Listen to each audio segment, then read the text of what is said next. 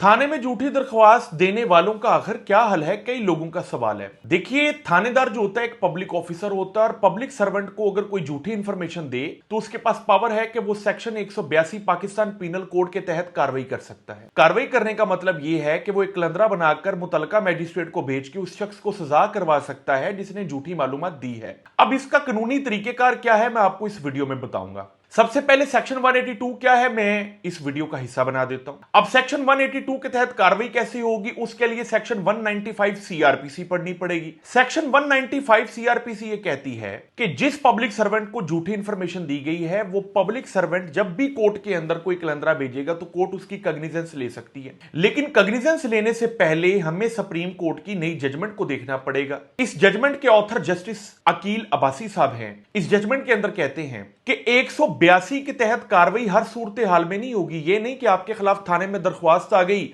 और उस दरख्वास्त के ऊपर कार्रवाई नहीं हुई तो आप 182 की कार्रवाई कर लेंगे। यह भी नहीं कि आपके ऊपर दरख्वास्त आई, एफआईआर होगी और एफआईआर के अंदर आप बाद में बरी हो जाते हैं तो आप 182 की कार्रवाई कर लेंगे। यह भी नहीं कि तफ्तीशी किसी शख्स के बरी होने के बाद खुद ही से 182 की कार्रवाई कर दे।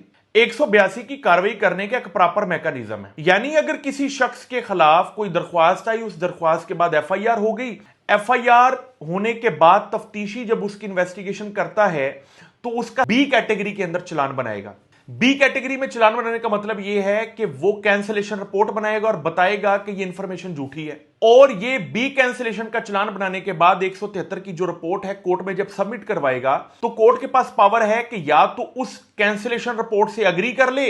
अग्री करने का मतलब है कि मान ले कि वाकई ये इंफॉर्मेशन झूठी थी, या डिसअग्री कर ले। डिसअग्री करने का मतलब यह है कि इंफॉर्मेशन झूठी है या सच्ची है, वो ट्रायल में साबित होगी।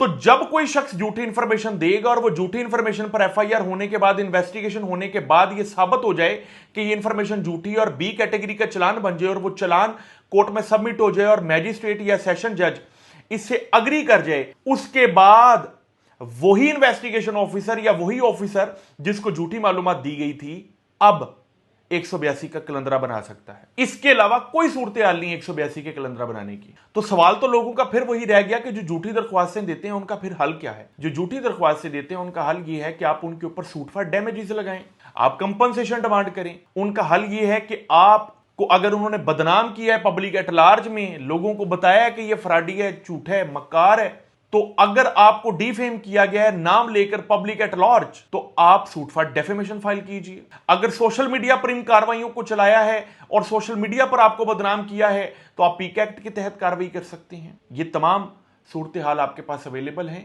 उम्मीद करता हूं इस वीडियो से वकला साहिबान ने भी बहुत कुछ सीखा होगा और उन लोगों ने भी बहुत कुछ सीखा होगा जिनके खिलाफ झूठी दरख्वास्तें आई हैं। अल्लाह हाफिज।